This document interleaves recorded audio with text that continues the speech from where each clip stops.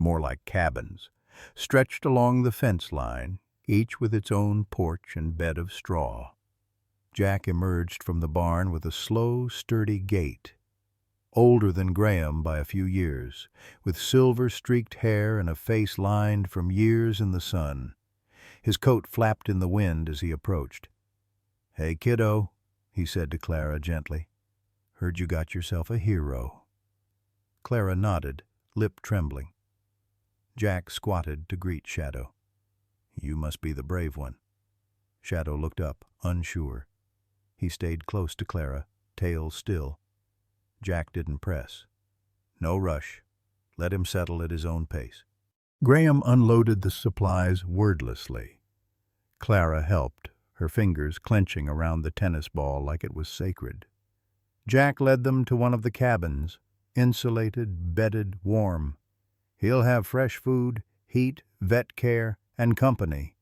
Few others here know what it's like, being blamed for something you didn't do. He looked at Clara when he said it. The girl didn't answer, just stepped inside and placed the ball on the blanket. Shadow sniffed around, circled twice, then sat.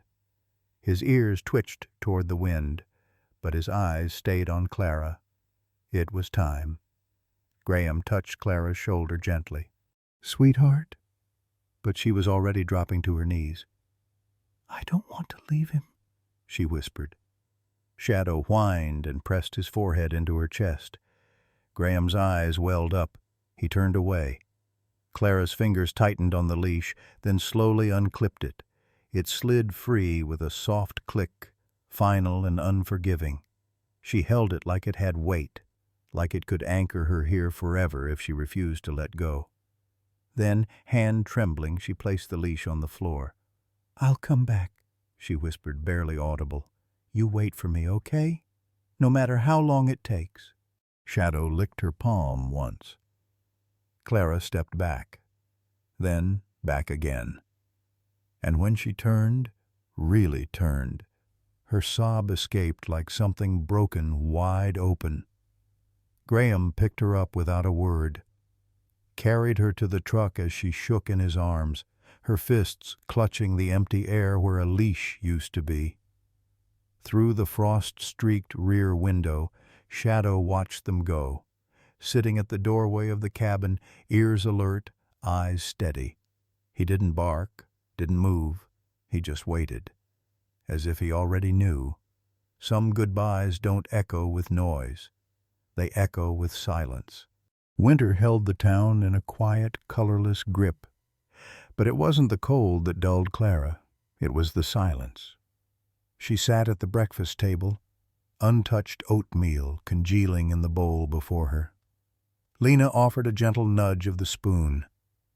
"Clara, honey, just a few bites." Clara didn't respond. Her hands rested motionless in her lap. Her eyes were fixed somewhere behind the window pane, where bare branches scratched the morning sky. Lena tried again, voice softening. "You can't go to school on an empty stomach. It's just oatmeal, sweetie." Still nothing. Graham entered the kitchen, boots dusted with snow, voice low and tired. "I'll warm up the truck." Lena only nodded. She didn't look at him, and he didn't expect her to. Grief had made them brittle in different ways. At school, Clara moved like a ghost through the hallways. She passed the lockers with her head low, shoulders hunched beneath her patched denim jacket. The world around her continued, noisy, bright, careless, but none of it touched her. Natalie Morgan's laugh rang out near the water fountains, sharp and performative. She stood with 3 other girls, flanked like royalty. They wore coordinated puffer vests, lip gloss glinting under the fluorescence, and matching smugness. "Did you hear?" Natalie stage whispered just loud enough. "They said the mutt had to be put down.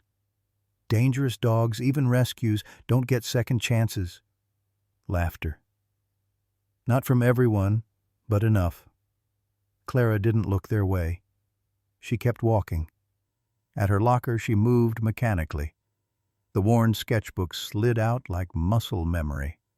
A pencil followed. She held them like they were relics from another life. Inside her notebook, every page bled graphite. Dozens of drawings, smudged and shadowed, each one the same. Shadow sitting behind a chain-link fence. Shadow watching the road.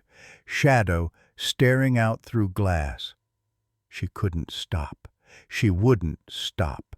Some pages were ripped at the edges from how many times she'd pressed too hard. Others bore faint, damp marks, her tears or the condensation from clutching the book too close at night. Her teachers noticed. Mr. Lambert tried first, placing a gentle hand on her desk. "Clara, are you feeling okay lately? You haven't spoken in class, and your last assignment was, well, mostly drawings." Clara just stared down at the grain of the desk. "They're mine," she whispered, her voice barely audible. "My drawings." "I know," he said kindly. "They're very good. But if there's something going on—" "I'm fine," she interrupted, sharper than she intended. He didn't push, but he watched her walk away with that same look adults give when they sense a wound deeper than their reach. Lunch was worse. She sat alone at the far end of the cafeteria. The seat beside her used to belong to Willa from second grade onward. They'd traded snacks and secrets. But Willa now sat 3 tables over, eyes flickering toward Clara, then quickly away. Natalie held court in the center, spinning tales like a magician pulling lies from silk scarves. "I saw it," she said, sipping a juice box. "That dog lunged. She's just too embarrassed to admit it. Her family's always been weird." A boy asked, "But didn't it save her?" Natalie rolled her eyes. "That's what she says. You think a dog that saved her would get taken away like that? Come on." Again, laughter. Lighter this time. The kind that slips into ears and lingers. Clara didn't touch her sandwich. She didn't even open the bag. Her stomach felt like a stone. At home, her room became a cocoon. Pencil shavings littered the floor. Pages from her sketchbook overflowed the trash, each one torn apart and redrawn again. Lena tried knocking. "Clara?" No answer. "Sweetheart, your dad and I are worried. Please, just come sit with us for dinner." Nothing. A long pause. Then, "Can I go see him?" Lena leaned her forehead against the door. "We've talked about this. Jack says he needs time. You know the rules." Clara's voice cracked on the other side. "But what if he thinks I left him?" Lena closed her eyes. Her chest ached. "He knows you love him," she said softly. "He knows." But even Lena didn't fully believe it. One night, after midnight, Graham found Clara asleep at the kitchen table. She'd dragged her sketch pad downstairs, a blanket slung over her shoulders like armor. A candle burned low, casting flickers on the paper. He looked down at what she'd drawn, shadow again. But this time, there was a fence between them, and Clara, on her side, was reaching out with a hand that couldn't quite touch. Her face in the drawing was pale, lips parted, eyes wide and full of something that looked like waiting, or maybe hoping, or maybe nothing at all. Graham carefully lifted her in his arms, carried her to bed, and turned off the light. But the candle's scent of wax and smoke lingered long into the dark, and on the kitchen table the drawing stayed. Just another silent prayer that no one knew how to answer. The silence was no longer just something Clara carried. It had started to carry her. At school, her voice disappeared entirely. When called on in class, she didn't look up. When friends passed by her in the hall, she barely blinked. Even the teachers stopped expecting answers. They began speaking around her like she wasn't there, like she was furniture that hummed with pain. Only her drawings remained. Pale graphite shadows smudged her fingertips, her sleeves, the corners of her notebooks. Every surface became a canvas, on the backs of handouts, in the margins of math quizzes. She filled them with circles, tight, frantic spirals of shadow behind wire fences, shadow curled in a ball under cold moonlight, shadow leaping toward something he could never quite reach. Once Mr. Lambert gently reached for the sheet she was working on. It was a haunting sketch. Shadow crouched behind a rusted gate, teeth bared, not in violence, but fear. Behind him, smoke rose like ghost hands from a burning field. "Clara," he said softly, "what's this one?" She didn't answer. She simply pulled the paper back with a trembling hand, folded it, and tucked it into her coat pocket like a secret too dangerous to share. By early December, the color had drained from her cheeks. Her jeans hung looser. Her backpack looked heavier. At home, Lena tried everything. Warm broth, heated blankets, a music box Clara used to love. But nothing pierced the fog that seemed to have settled behind her daughter's eyes. Graham watched from the doorway one night as Clara sat curled up in bed, clutching Shadow's chewed tennis ball. She didn't cry. She didn't speak. She just stared at the moonlight tracing the window pane, as if waiting for something only she could hear. He turned away, jaw tight, and walked back into the silence of his own helplessness. It happened during P.E., on a Monday morning scarred with frost. Coach Dyer was setting up cones when Clara faltered during the first lap around the field. No one noticed at first. She always ran slower, always stayed near the edge, but then she dropped. No sound, no cry, just a sudden collapse, as though the wind inside her had given out. Willa was the first to scream. Within seconds, chaos unfurled, students gathering, Coach Dyer yelling, a call made to the nurse's office, a blanket fetched from the locker room. Clara didn't stir. Her skin was clammy, her lips pale, her pulse faint, thready, like it wasn't sure it wanted to keep trying. When the paramedics arrived, they moved fast, but not fast enough to erase the image from everyone's memory. The small girl curled in the grass, arms drawn in as if shielding herself from a world that had already taken too much. At the hospital, Lena clutched Clara's hand while doctors and nurses swirled like tides around her. Tests were run, blood drawn, monitors beeped their sterile rhythms. Hours passed. Then a doctor, a kind-eyed woman in navy scrubs, entered the room with a clipboard held like a shield. "She's stable," the doctor said gently, "but she's malnourished. Her immune system is severely compromised. There's concern about dehydration. And we're seeing clear signs of stress-induced physiological suppression." Lena blinked. "What does that mean?" "It means," the doctor said carefully, "that her body is shutting down in response to emotional trauma." Lena's lips parted, but no words came. The doctor softened. "We'd like to have a child psychologist speak with her. It's not just physical. She's withdrawing internally. And if we don't reach her soon—" She didn't finish the sentence. She didn't need to. Clara remained silent. Even when awake, she spoke only in looks, far-off stares, and small, involuntary flinches when touched too suddenly. One nurse left a small stuffed dog on her pillow. It was the wrong color, golden fur, floppy ears.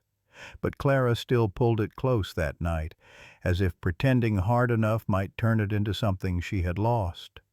By morning, the stuffed animal had a pencil mark on its forehead, a single line shaped like a lightning bolt shadow's scar, as Clara remembered it. Lena stepped into the hallway that afternoon, wiping her eyes with the sleeve of her cardigan. Graham stood there, holding a paper bag of untouched lunch. "How is she?"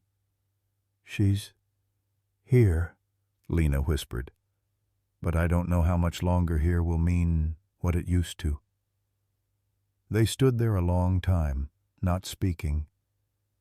Because what could you say when a child broke, not from what was done to her, but from what was taken away? When love, stripped from her without mercy, became a wound the world couldn't see? Later that night, a social worker arrived.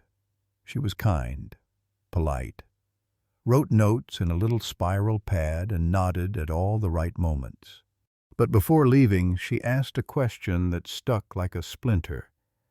"Has anything happened at school recently that could have triggered this?" Lena and Graham exchanged a glance. Neither answered. But they both knew. It wasn't just the pond, or the accusations, or the rules.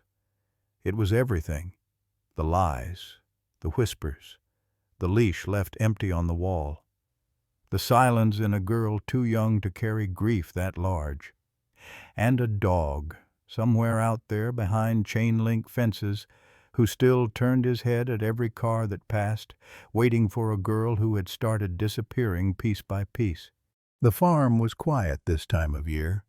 Fields lay bare beneath a pale winter sun, their brittle grasses bending under the weight of frost. Wind swept through the wooden fence posts in soft, whistling sighs, the kind that made you wonder if the land remembered something it couldn't speak. Shadow lay curled beside the front gate. He had not moved in hours. Jack stood nearby, his denim coat unzipped despite the cold, hands shoved deep into his pockets. He watched the dog like he might a veteran one who had survived something that no words could mend. "Come on, buddy," he called gently. That patch of sun near the barn's still warm. But Shadow didn't stir. His ears twitched when a car passed on the road 100 yards away, the sound triggering some buried instinct, but then lowered again. Nothing familiar. Not her. Jack sighed, scratching at his beard, then turned toward the farmhouse. Inside, he placed a call. Lena answered on the third ring, her voice hoarse with exhaustion. "Hello?" "It's me," Jack said. "I wanted to give you an update on Shadow." "Is he settling in?" she asked, too hopeful, too quick. Jack hesitated. "Honestly, no. He's not eating much." "He won't touch the tennis ball Clara packed. Doesn't play. Doesn't sleep unless he's curled next to the gate." He could hear the breath catch on the other end. "I've tried it all," Jack continued. "Enrichment puzzles, scent trails, even a few of my own dogs. Figured some company might help." "Did it?" "Not really," Jack murmured. "He's not aggressive, just hollow, like he's waiting for permission to hope again." There was silence. Then Lena whispered, "Clara's the same." Jack leaned against the window frame. They're mirrors, those two, grieving in the same language. Outside, one of the farmhands tried to coax Shadow with a scrap of meat from breakfast. Shadow turned his head away, eyes fixed once more on the horizon. Later that evening, Jack knelt beside the dog and gently rubbed the base of his ear, just like Clara used to. "You miss her, don't you?" he murmured. Shadow blinked slowly. No whine, no tail thump. But there was something behind his gaze, that familiar, quiet ache that dogs wore better than most humans, the kind of ache that didn't ask for pity, just presence. Jack sighed and reached into his coat. He pulled out a folded drawing Clara had sent with Shadow's things, the only thing she'd chosen to include aside from the blanket and ball. It was a picture of the two of them. Clara, crouched beside Shadow, one hand on his neck, the other holding the leash. Above their heads, she had scrawled in crayon, "Shadow is my forever." Jack swallowed. "I know, boy," he said quietly. "She didn't want this. None of us did." A low sound rumbled from Shadow's throat. Not a growl, not a whimper. Just something ancient and tired. Jack looked out toward the road. "If you're holding out for her," he said, voice cracking, "you're not alone." The next morning, the postman arrived in a rusted truck. Its engine wheezed like an old accordion. Shadow bolted upright. He scrambled to his feet so fast he startled the hens nearby, kicking up straw as he charged to the fence. His chest heaved, ears pinned forward. The truck slowed. Shadow's tail began to twitch, just once. But as it pulled away, and the scent confirmed what his heart already feared, it wasn't her. His body sagged. He sank back down into the dirt, muzzle on paws, eyes heavy. The hope, short-lived, hurt more than the waiting. Jack snapped a photo from the porch. Just one. From behind. In the image, Shadow sat statue still by the gate. The frost caught the tips of his ears. The leash loop Clara had sewn with her name in thread was still hooked on his collar. Jack attached the photo to a message. "Graham, Lena, thought you should see. He hasn't given up on her. Maybe she shouldn't give up on him either." Jack. He hesitated before pressing send, then tapped it. Outside, Shadow didn't move, but the wind carried something new, something restless, something like a turning tide. It happened on a Wednesday, a day like any other, heavy with cloud and late autumn wind. But in room 307 of Oak Ridge General Hospital, something had shifted. Machines clicked and sighed. Monitors blinked in blue and green, their rhythms interrupted by silence that hit like glass, shattering. Clara had stopped responding. Her breathing, shallow to begin with, flattened into something unnervingly still. Nurses rushed in, the door flung open so hard it hit the wall. Lena screamed once and then couldn't any more. Inside her body, systems were folding in on themselves. Hypothermia, cardiac suppression, an immune system too weakened to fight back. The pediatric specialist called it systemic shutdown. Her body was still alive. But Clara was not there. Graham stood against the wall, one hand over his mouth, the other gripping the edge of a chair so tightly his knuckles turned the color of bone. "She's in a coma," someone said. "Unresponsive." But that wasn't the end. In the chaos, as numbers dipped and alarms howled, a rushed misreading led to a quiet horror. Someone noted a flat line on the portable backup. The attending, caught between panic and protocol, glanced once toward the parents, then gave the nod. Time of death, 5:42 p.m. Lena dropped to her knees. The floor did not catch her gently. A nurse tried to correct the report minutes later when Clara's vitals returned faintly. But the damage had already woven itself into the air like soot on silk. The word had been spoken. It had echoed in the hallway. And now it traveled. Clara Evans was dead. The town changed overnight. Outside the school gates, parents whispered with hands over mouths. Some lit candles near the flagpole. Others left folded notes that read, "She deserved better," or "Forgive us, Clara." But the conversations beneath the surface were far more bitter. Where were the teachers? She was bullied. Everyone knew. I heard it was the dog. I heard he pushed her in the pond. That's why they sent him away. Natalie's mother, lips tight with civic grief, organized a healing vigil. Balloons, flyers, a choir of second graders rehearsed somewhere over the rainbow. Natalie herself stood at the back, arms crossed, her face unreadable. No one questioned how often Clara had flinched at her name. No one dared. The silence became a shield for the guilty, but in hushed corners of grocery stores and school board meetings, guilt brewed like a storm. People remembered the drawing Clara had made, taped once to her locker. "Shadow is my forever."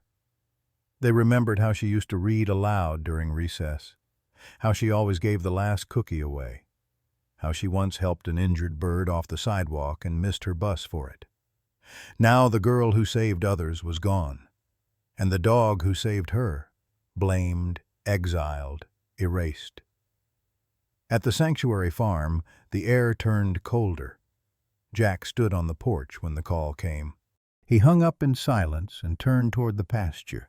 Shadow didn't lift his head. "He didn't hear you?" the farmhand whispered. "No," Jack said quietly. "I think he did." Because in that moment, Shadow rose, slow, heavy, and walked straight to the gate. He sat there, unmoving, eyes fixed on the empty road, as if something had gone out in the world, something he could feel but not find, something he was now waiting for, without hope. Inside the Evans house, Clara's room remained untouched. The notebook with the missing pages sat closed on the windowsill, still damp at the edges from the day it had fallen in the pond. Her drawings, hundreds of them, were stacked in a shoebox beneath her bed. Each one bore the same image: Shadow behind a fence, Clara just out of reach. Graham sat at her desk that night, alone. He picked up a crayon drawing. In it, Shadow had wings. The chapel was too quiet for a child's farewell. The pews filled slowly, as if each guest carried the weight of the mistake they hadn't made, but somehow owned. Outside, gray clouds pressed low over Oak Ridge, threatening rain but never following through. The kind of sky that seemed to hold back tears, like everyone else. At the front of the sanctuary stood a small white casket, impossibly small, almost toy-like, if not for the cold finality it carried. On either side of it bloomed a sea of white roses, soft and fragile. Their scent hung in the air, sweet, almost suffocating. It was the only color in the room, aside from the light blue dress carefully arranged inside the coffin. Clara's favorite. Lena had ironed it that morning with trembling hands, flattening the same crease over and over again. She didn't cry then, not while folding the collar, not while brushing invisible lint off the sleeves, not even when she placed a tiny, worn drawing in Clara's hand before the casket was closed. The drawing was of Shadow. She had folded it in half, then unfolded it, then folded it again. "Just in case," she whispered. Graham had tried to write a eulogy. He sat at the kitchen table for hours the night before, staring at a blank notepad. Words came and went, too hollow, too rehearsed, too unworthy.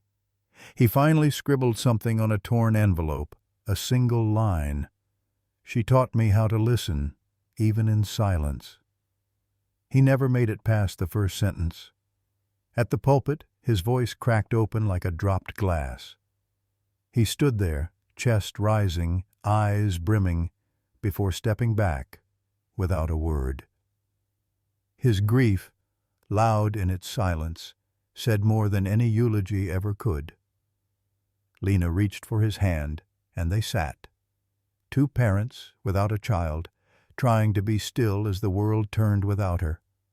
The walls of the chapel had been transformed. Taped along the wood paneling were Clara's drawings, dozens of them, some colored in trembling crayon lines, others scribbled in pencil or torn from a notebook. All of them had one thing in common: shadow. Shadow behind a gate, shadow leaping through snow, shadow with a halo above his head. Guests passed by the displays slowly, whispering. Some recognized their own faces in the backgrounds: classmates, teachers, the schoolyard. Natalie stood among them too, her arms folded, her mother's hand firm on her shoulder. She didn't meet the eyes of the drawings, or of anyone else. At the sanctuary, Jack loaded Shadow into the truck without asking permission. The dog didn't resist. He hadn't barked in days. He hadn't eaten either. But when Jack opened the back gate, something in Shadow stirred, a quiet urgency. A low whine curled in his throat, not panic, not noise, just a sound soaked in longing. "You want to go," Jack muttered, stroking behind his ear. "Then we'll go." He knew the policy. No animals allowed at the service. But Jack wasn't coming as a guest. He was coming as witness. And Shadow had earned the right to say goodbye. He drove the back way into town. The chapel fell silent as the doors creaked open. Heads turned. A breeze followed the old farmer as he stepped inside, hat in hand. And behind him, slow, deliberate, solemn, came Shadow. Gasps echoed like falling marbles, but no one stood to object. Shadow's eyes scanned the room like he was reading every memory, every lie, every echo of Clara's voice trapped in these walls. When he reached the front, he didn't whimper. He didn't bark. He simply sat beside the casket and placed one paw against it. It was the kind of stillness that broke something inside everyone watching, the kind that said, "I was there. I know what she meant. I remember." Clara's grandmother sobbed audibly. Several students ducked their heads. Natalie looked away. Even Principal Hayes, seated at the far back, blinked rapidly and reached for a tissue. No one removed Shadow. No one dared. The pastor skipped the closing prayer. Instead, he stepped back and motioned to the front. "Some things," he said, "are beyond words." A minute of silence stretched into 3. Then Shadow did something no one expected. He stood, walked up to the casket, and, without prompting, laid down beside it, resting his head against the wood. He stayed that way until the service ended. And then some. Outside, as guests filed out, Graham knelt and whispered to Jack. "Thank you," he said, his voice hoarse. "You were right to bring him." Jack didn't respond. He just looked toward Shadow, then toward the sky that still hadn't rained. But in the distance, thunder finally rumbled. And somewhere inside the church, a folded drawing slipped from the altar to the floor. Shadow with wings, again, but this time Clara was beside him, smiling. The sky had just begun to pale into morning when the gate swung open. Jack had checked the latch the night before, twice. But when he came down with a mug of bitter coffee in one hand and Shadow's breakfast in the other, the kennel was empty.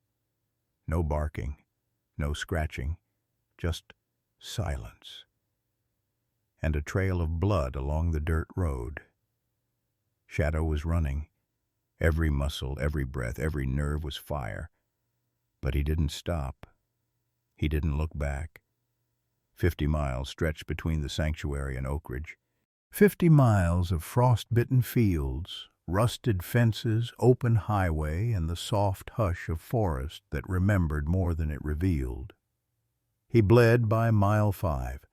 His back paw had caught on wire, but he kept going. He limped by mile 12. Something pulled in his shoulder when he slipped on black ice near the base of Miller's Creek. But he didn't slow. By mile 22, a farmer spotted him streaking past the cornfields, wind slicing at his fur. "That dog again?" the man whispered, clutching his coat tighter. The ghost dog, the one from the papers. The one they'd all seen sitting like a soldier beside the white casket 3 days ago.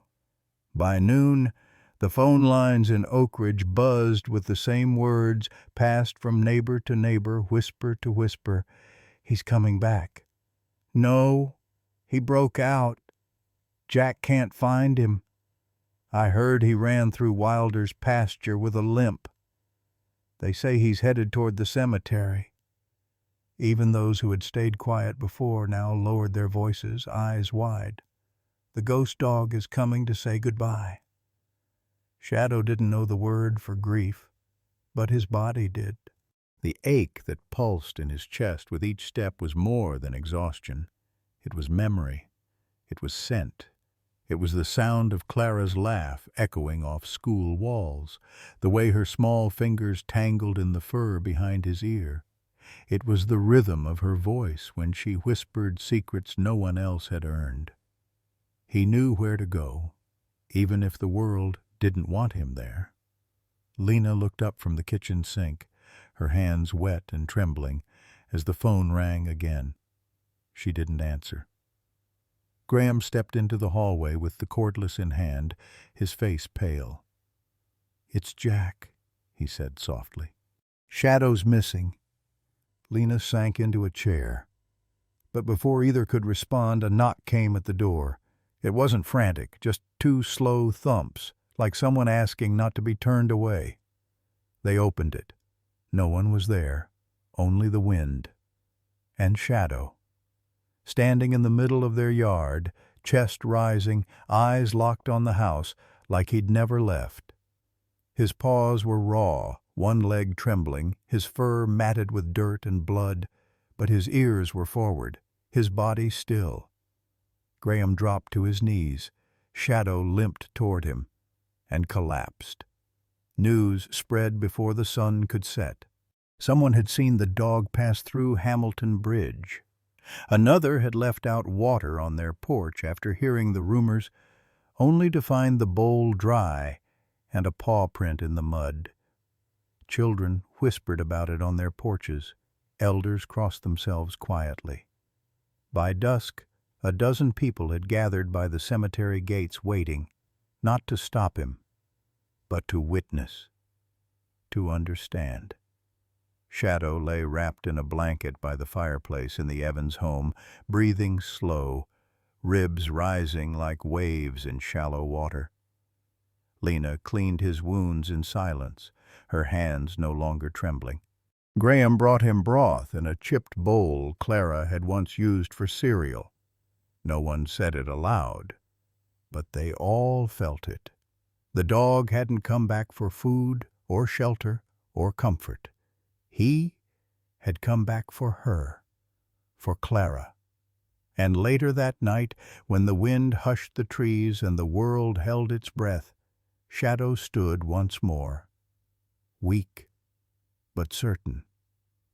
He padded to Clara's bedroom door, nudged it open, and curled into the corner, beneath the window, beside the worn blanket she used to drag to the couch.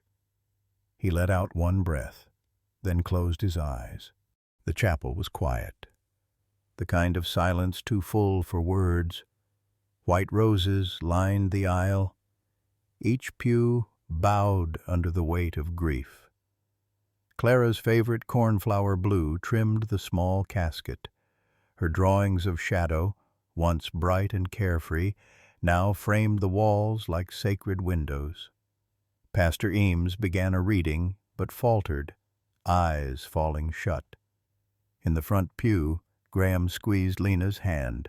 On her lap lay Clara's cardigan, still faintly scented with lavender. Then something shifted. The doors creaked open. A gasp rippled through the mourners. There, soaked with mud and blood, paws trembling, stood Shadow. No leash, no command, only purpose. He moved slowly down the aisle, each step steady, driven by something older than instinct. No one stopped him. not even those who once feared him. Shadow reached the casket and rose onto his hind legs. He placed his paws gently on the lid. His nose brushed the wood. Then a sound, low, sacred, broken. A whine. It wasn't begging. It was calling. He curled beneath the casket like a comma to a sentence unfinished. And something shifted, a whisper of possibility. His ears twitched, nose lifted.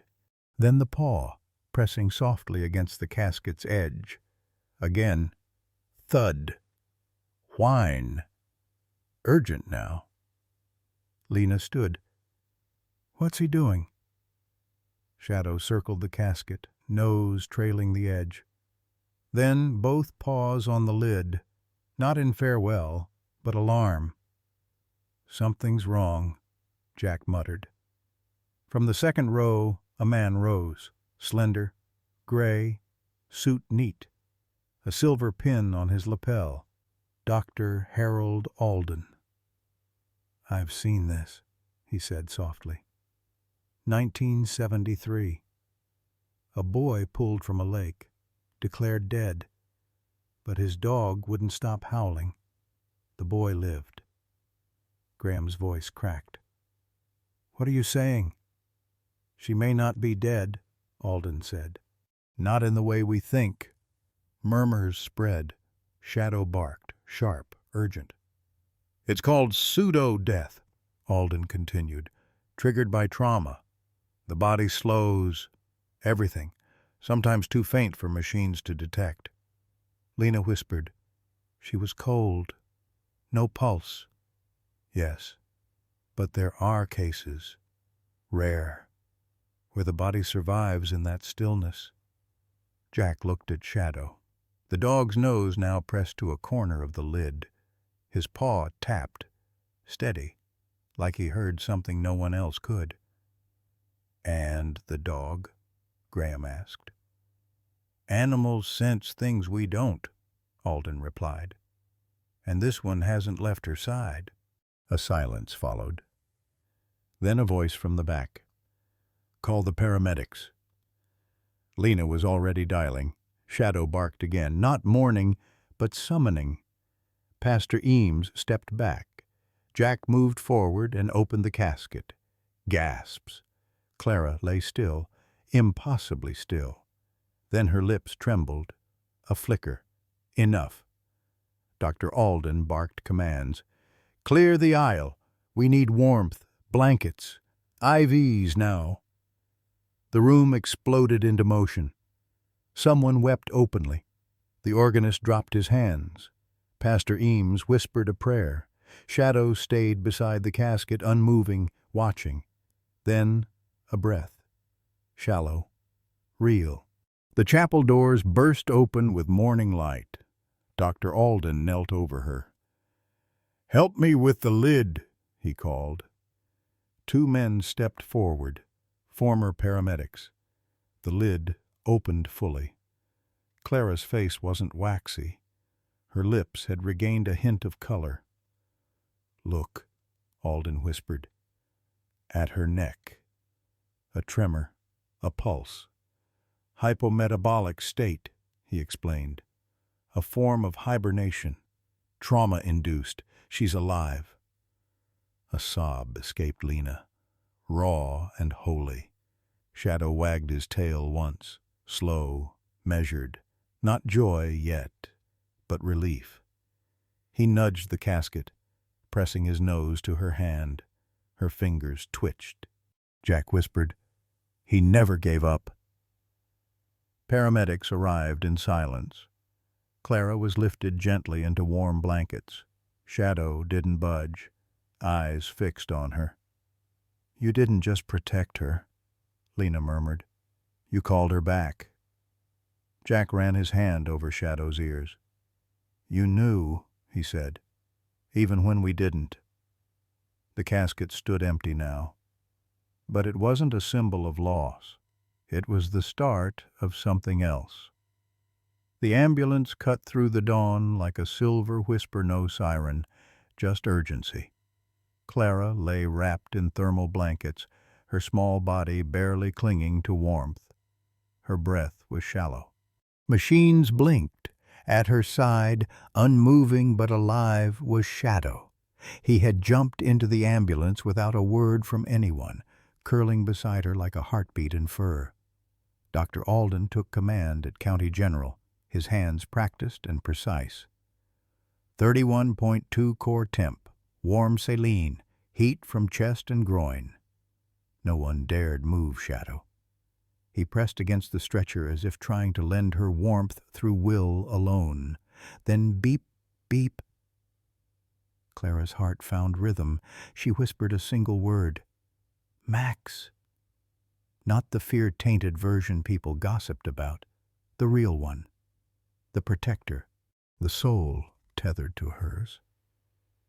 Tears burst from Lena's eyes. She remembered him. Shadow let out a sound low, ancient, like a war cry turned prayer. From that moment, he didn't move. Hours passed, but he remained still as stone, guarding the space between life and loss.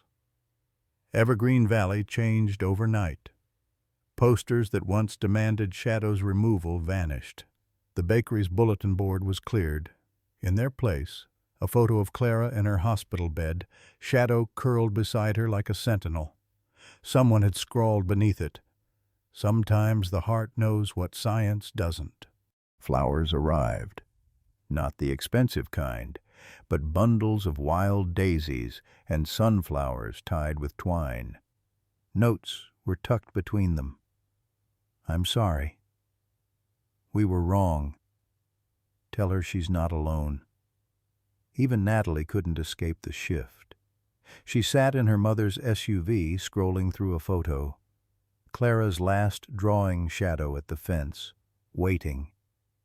That image broke something in her. That night she knocked on the hospital's back door. "I lied," she told Clara's parents, her voice barely audible. "I was scared, but Clara didn't deserve what I did." Graham looked at her. "Then help fix it.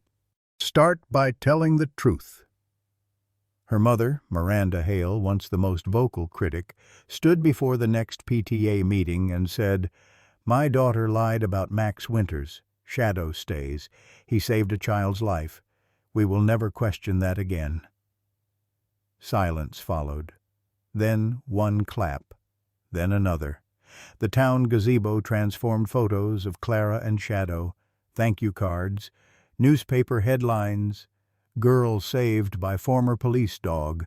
From outcast to hero, September 12th became Shadow Day.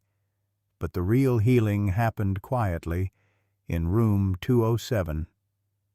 Clara began to eat again, small sips of broth. Her eyes would search for one thing each time they opened, the outline of her best friend, Shadow.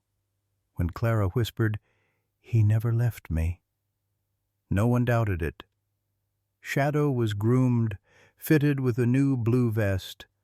Therapy dog, do not pet. His certification? Approved immediately. One therapist who had once petitioned against him watched Clara's hand rest naturally on his back. "I don't need to test them," she said. "He already knows." And just like that, the suspect became a savior. At school, officials hesitated, no pets allowed. Policies, allergies, rules. But Principal Hawkins stood before the board and spoke. "We failed a child once by following policy. I won't let us do it again." The board rewrote the rules not just for Clara, but for every child who needed something more than textbooks. Shadow's face graced the new guideline packet. Beneath it, Clara's quote, "He listened when no one else knew how." On her first day back, Clara walked through the front entrance, Shadow beside her. Quiet whispers filled the hallway. Then Natalie stepped forward.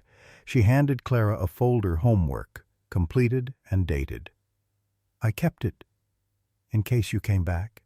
Clara didn't speak right away, just nodded. "Thank you."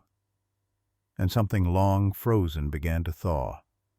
Jack drove Shadow out to the farm for one last visit. The gate where Shadow once waited, day after day, was now just a marker of the past. Jack opened the back of the truck. Shadow didn't wait. He leapt out, not in desperation, but in peace. His paws moved with certainty. Jack whispered, "You did good, boy." Shadow curled on the back seat, muzzle tilted into the wind. And just like that, the dog they called Dangerous became something more. He became a beginning. The Wilsons arrived first, not with words but with paintbrushes. Weeks after Clara came home, the town that had once judged her began to reshape itself, quietly, like the earth settling after a quake. No one expected the Wilsons to lead the way, not after their public anger and attempt to remove Shadow.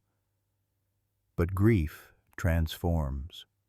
Witnessing grace transforms more. Their apology came as lumber, stacked neatly outside the Evans' temporary home with a note, "Let us build something worthy of what your daughter taught us." By Sunday, half the town joined in. Teens who once mocked Shadow now carried fencing, a vet donated insulation, and floors were replaced with cork, soft for paws. No one needed recognition. Everyone just wanted to put something right. The new home was modest, thoughtful, ramps instead of stairs, a sunlit living room, a backyard blooming with wildflowers. But the soul of the house was Clara's room. Blue walls, her framed drawings, spirals once filled with confusion now pulsed with meaning. Forests, faces, a heartbeat at the center. Beneath it, a quote hand-painted, "He knew before I did." He never left. Clara stood at the doorway that first morning, fingers in Shadow's fur. Lena knelt, smoothing her shirt. "This is yours," she whispered. "All of it." Even Evelyn Wilson watched from her porch. No clipboard, just a quiet nod. Clara didn't wave, but she didn't look away.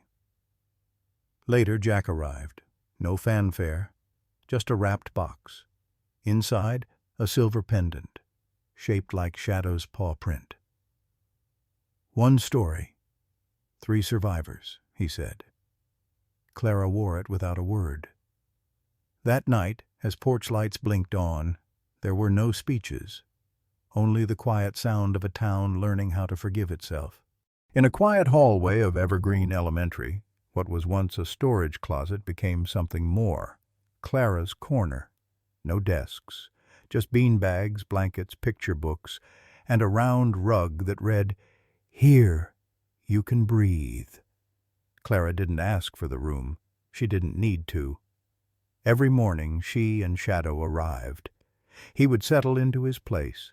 Kids sat beside him. Some whispered into his fur. Others said nothing at all. Shadow never moved, never judged. He simply stayed. Clara didn't teach lessons. Her presence was the lesson. She read stories. She drew spirals that now became gardens and constellations. Children joined, their lines messy, their colors bold. No one corrected them. On Thursdays, an old golden retriever named Molly visited. Once, a silent boy whispered just one word, "Stay." Molly did, for hours. Then one afternoon, Natalie came. She stood in the doorway, uncertain.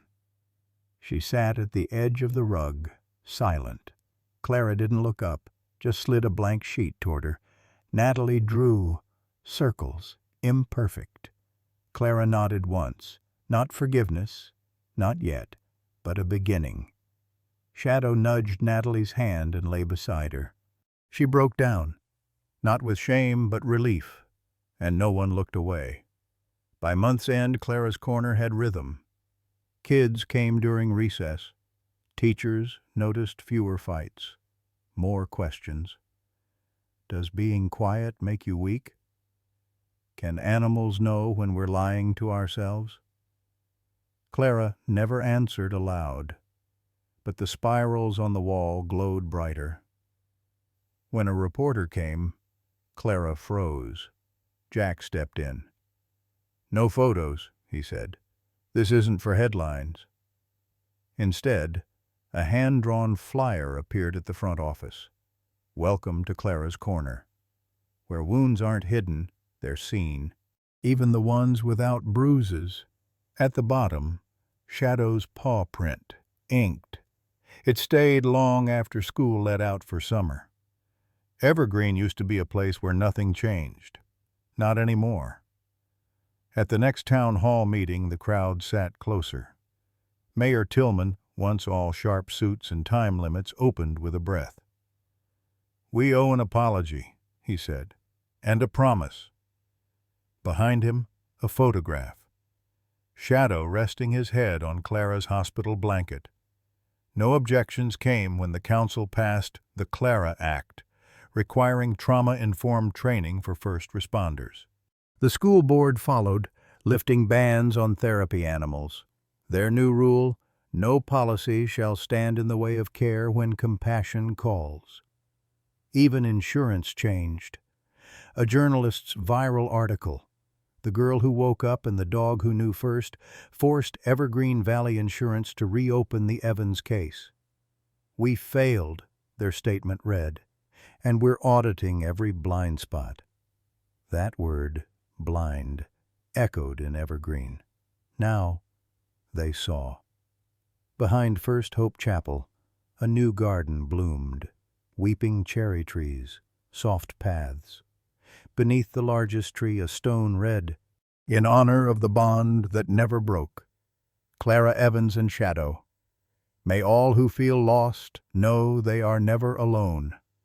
Children came, some with leashes, some just to sit.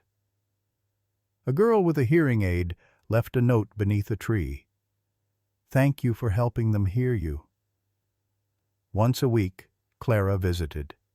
She drew the garden's changes, one tree shaded with grief, one with joy, one still waiting. Shadow lay nearby, tail wagging at each child who sat beside her in silence.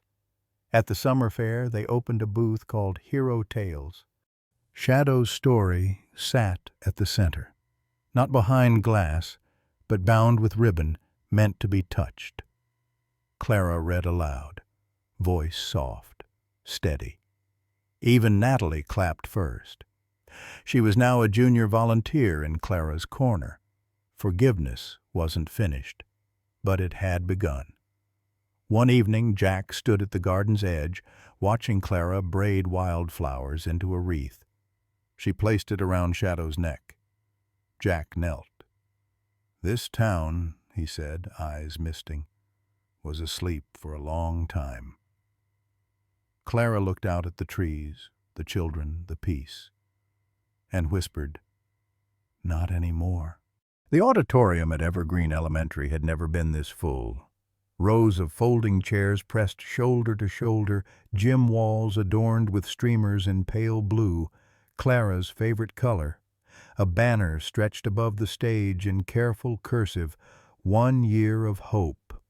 Some came because they remembered, some because they had forgotten, but most because they'd changed. At exactly 10:17 a.m., the time Shadow had whined at Clara's casket, the lights dimmed, and Principal Monroe stepped up to the podium, wiping his palms discreetly against his khakis. "I could try to introduce her," he began, voice catching, "but you already know her story better than any biography I could read." He stepped aside. Clara walked slowly across the wooden stage, her small frame wrapped in a white cotton dress, embroidered with tiny paw prints along the hem. The room hushed. not because they were told to, but because reverence doesn't need reminders. Shadow followed at her side, wearing a simple harness stitched with a badge: guardian, friend, witness. Clara reached the microphone, gripped it with both hands. The silence stretched, but no one fidgeted. She looked down at her shoes for a beat, then up, not to the sea of adults, but to the front row of kids, wide-eyed and waiting. Natalie sat among them, her arm resting gently on the shoulder of a smaller boy who had just joined Clara's corner last month. Even now she offered protection. Clara's voice, when it came, was not loud, but it didn't have to be.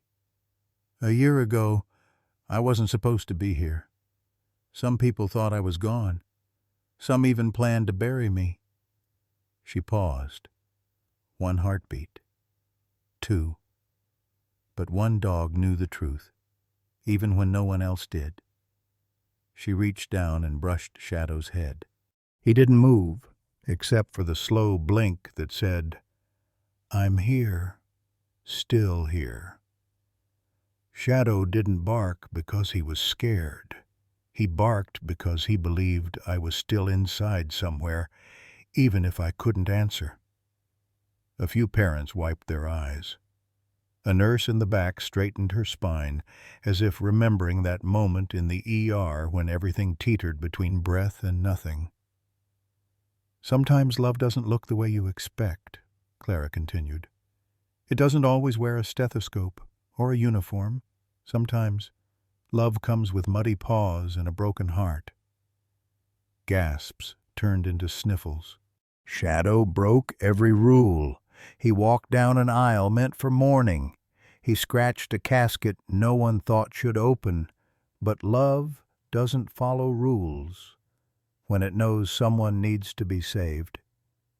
Clara looked around now, at the teachers who had doubted, at the neighbors who once looked away, at the mayor who now stood, eyes wet, holding his hat in both hands like a man at confession. If you've ever been told to stay silent, or that your voice doesn't matter, or that what you feel isn't real, remember, even I came back, and I was almost lost. The auditorium held its breath. Then Clara took one more step forward and smiled. "So if you're still here, if you're still breathing, even quietly, that means you're not finished yet." A beat, then another. Then the gym erupted. Not in cheers, not yet, but in a standing ovation made of reverence. The kind of applause that rises from the chest before it ever reaches the hands. Parents stood. Doctors who'd once scribbled dismissals on a chart now dabbed their eyes. One EMT held up her radio as if trying to record the moment, not for playback, but preservation. And the children, every single one, rose to their feet without being told. Clara had told them once that healing begins when someone sees you. Today, they saw her, and they saw Shadow, tail giving a single wag as he stepped closer and nudged her hand, just once, to remind her she didn't do it alone. Later that day, as sunlight pooled golden across the schoolyard and reporters packed away their microphones, Clara sat with Shadow beneath the same tree where she used to draw alone. A new plaque had been placed there. It didn't have her name. It read, "To those who listen with more than ears, who guard more than doors, who love even when the world doesn't know how." Shadow leaned against her side, letting out a soft exhale that sounded, to Clara, a little like home. The hallway outside the counselor's office no longer felt like a place of silence. It echoed now, not with footsteps or reprimands, but with laughter, quiet, tentative, sometimes brittle, but laughter nonetheless. And always followed by a soft thump of a tail against linoleum. Clara sat cross-legged on the rug, not behind a desk, not beside a clipboard, just there, present, listening. Across from her was Mateo, a second grader with eyes too wide and sleeves that always covered his wrists, even in spring. He didn't speak much, but he had started humming. That was new. Shadow lay between them, breathing slow, still, steady. Mateo's fingers disappeared into the thick fur at Shadow's nape, and for the first time in weeks, his shoulders eased. "You don't have to say anything," Clara said gently, "but if you ever do, Shadow's good at secrets." Mateo looked at the dog and then back to Clara, his head tilted, curious. Did he help you too?" Clara didn't answer right away. She just smiled, the kind of smile that knows both the ache and the after. "He saved me before I even knew I was lost." They sat like that for a while, no clock pushing them, no wrong way to feel. Just a moment, held by trust, wrapped in fur, and made sacred by presence. Outside, the playground had been transformed. Banners streamed from the fences. "Welcome to Shadow Day." It wasn't a pep rally or fundraiser. It wasn't about grades or medals. It was something Evergreen Valley had never dared host before, a day dedicated entirely to kindness. The student council had created it. Clara wasn't even in the room when they voted unanimously. Each class had an activity. First graders wrote letters to animals who had helped people. Third graders made paw print pins and art. Sixth graders performed skits, one about a dog who sat outside a hospital for days because his person still needed him in their dreams. At the center of it all stood a makeshift wooden arch, hand-painted in Clara's familiar soft blues. Above it, carved in uneven script, "Loyalty knows when words fall short." Shadow. The dog himself wore a fresh vest that morning, officially marked with a badge from the National Therapy Canine Network. The certification had come just 2 weeks earlier, with Dr. Alden himself signing the paperwork and placing the final paw stamp. Now, Shadow walked among children freely. No leash, no commands, just intuition and an understanding that some wounds needed presence, not pressure. He stopped next to Ellie, who had just returned to school after her mom's accident. She hadn't spoken all morning.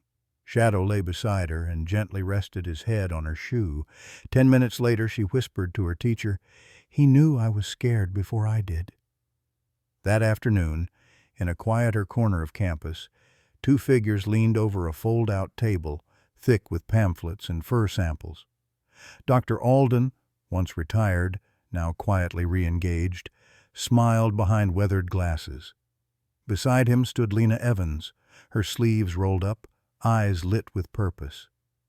They'd formed an unlikely team, but loss had a way of making people honest, and honesty had built the Evergreen Outreach Initiative, a local program pairing therapy animals with children recovering from trauma or isolation.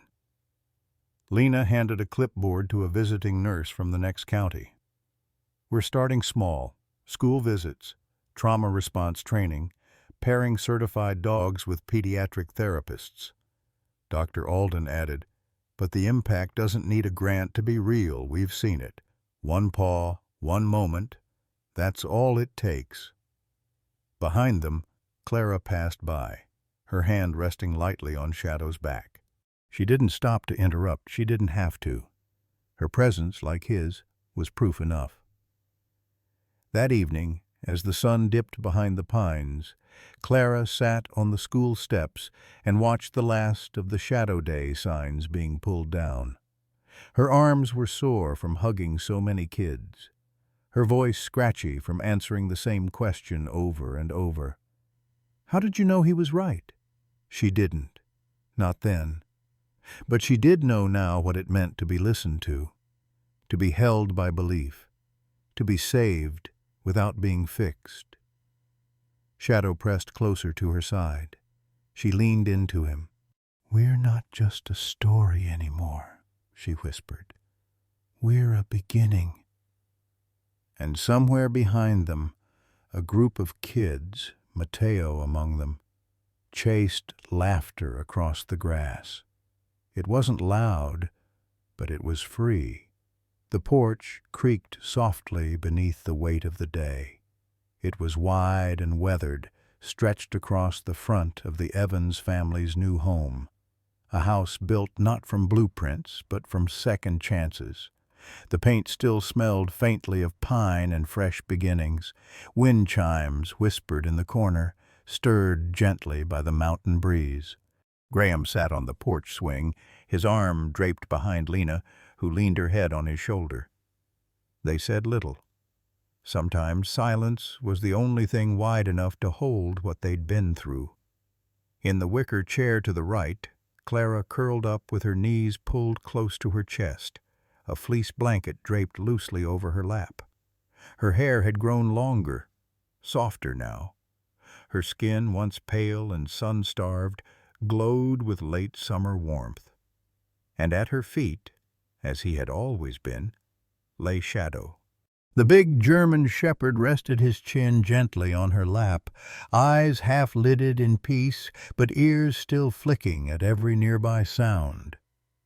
He no longer wore the scars of misunderstanding, not in how the town saw him, and not in how he carried himself. Tonight, he was simply home. Clara traced her fingers through the fur along his head, her motions unhurried, familiar, like brushing the strings of a song she never wanted to end.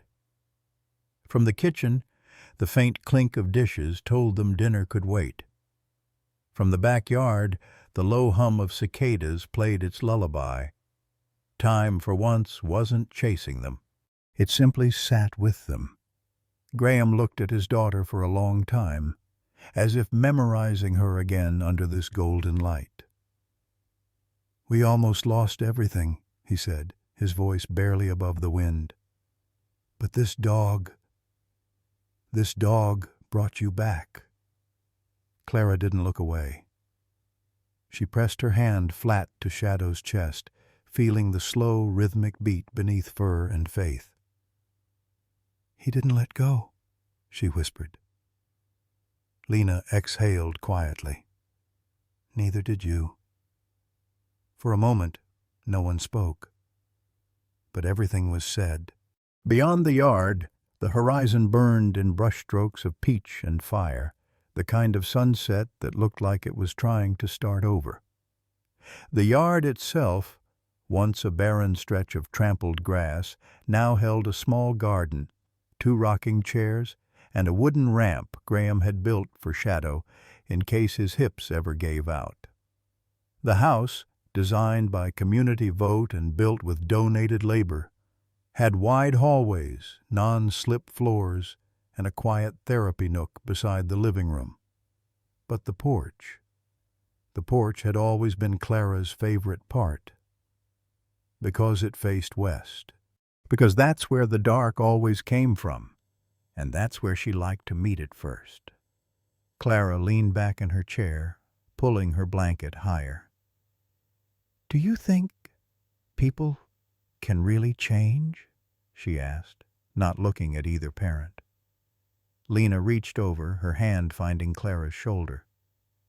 "Not everyone, but the ones who want to." "Yes," Graham nodded. "And towns, too, especially small ones." Clara looked down at Shadow again. His eyes met hers, and something silent passed between them, as if they were agreeing not just with the words but with the hard work behind them. "Then I want to help other people believe that too." Graham's throat tightened, but he smiled.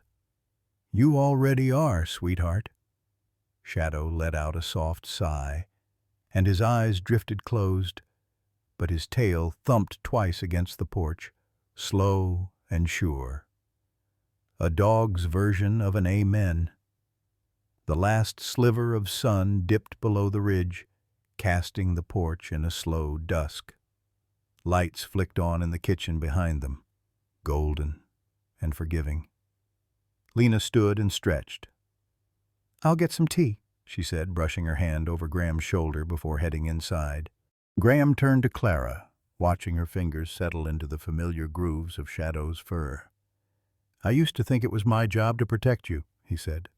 "Turns out I had help." Clara looked up at him then, not as a child asking for safety, but as someone who had walked through the fire and brought back her own light. "Shadow doesn't save people," she said softly. "He reminds them that they're worth saving." Graham's eyes misted, but he let the tears fall this time. No shame, just the gravity of gratitude. Then he saved us all. They stayed that way until the first stars appeared. Clara on the porch with a dog who never once left her side, and Graham beside the girl he thought he'd buried, watching her rise again and again. Tomorrow would bring more steps, more work, more reminders that healing wasn't a straight line, but a long, winding path through woods and memory. But tonight, there was only this porch, and the promise that everything broken could still hold light. In the quiet echoes of Evergreen's transformation, one truth remains. Love, especially the kind carried on 4 paws, has the power to rebuild what the world breaks. Shadow wasn't just a dog. He was a bridge between fear and forgiveness, silence and voice, loss and healing. His presence reminded a fractured town that sometimes the heroes we need don't speak at all. They simply stay. German shepherds, like Shadow, are more than protectors. They are guardians of the unseen wounds, instinctively knowing where to stand when hearts falter. Their loyalty is unwavering, their love without condition. In Clara's journey, and in every child or soul that's ever needed someone to believe in them, we find proof that animals can be our greatest teachers. This story is a tribute to second chances, to the resilience of children, and to the silent power of trust. It is a reminder that kindness matters, that one dog can shift the course of a community, and that love, the truest kind, often comes with muddy paws, steady eyes, and a heart that never gives up. If we listen closely, we'll hear it too, the gentle thump of a tail against the porch, hope wagging quietly at our feet.